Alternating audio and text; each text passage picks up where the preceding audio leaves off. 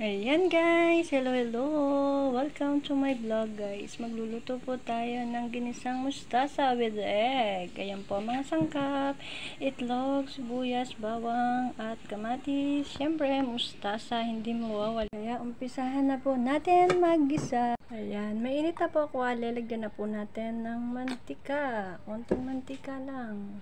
Dahil mainit na mantika, bawang. Sabi ni Nanay Nelly, isa-pisain ko daw yung bawang habang ginigisa para bumango. Diba? May natututunan tayo. First time ko po magigisa ng mustasa. Instruction lang po sa akin ni Nanay. Sunod na po natin ang sibuyas. Pupula-pulahin lang po natin hanggang mag-golden brown.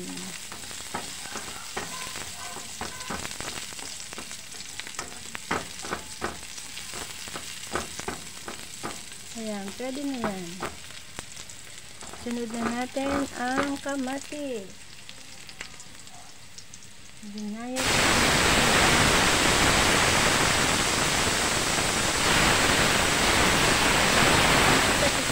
natin para siya ay mapisa. Ayan, hinalo ko na po yung bawang at sibuyas.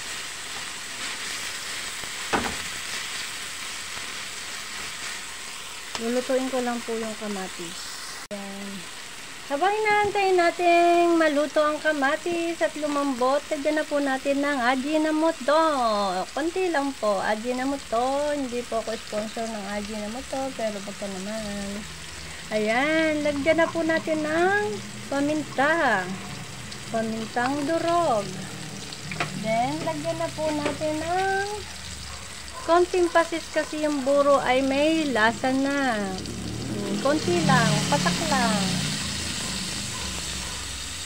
Ang panlasa po natin ay laging nakadepende sa ating, ay mali, take 2. Ang ating lasa ay laging nakadepende sa ating panglasa. Ayan. Yan, naluluto na po ang kamatis. Kaya isama na, ilagay na po natin ang mustasa. Dapat na nga natin ang sabat.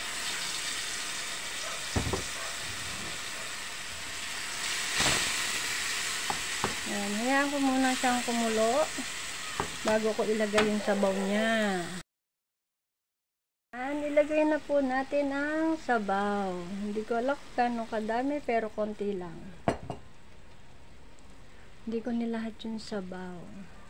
Hintayin ulit natin siyang kumulo guys. Mga 5 minutes. Ayan. After 5 minutes, haluin natin guys. At syempre, tikman kung anong lasa.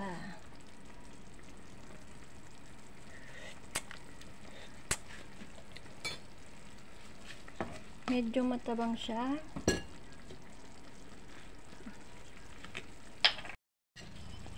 Ayan, nilagay na po natin at itlog na binati ko. Hindi ko na pinakita guys. Ayan.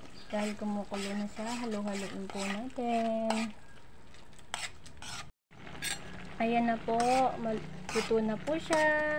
Ito na po ang mustasa. Thank you so much for watching guys. Thank you. God bless.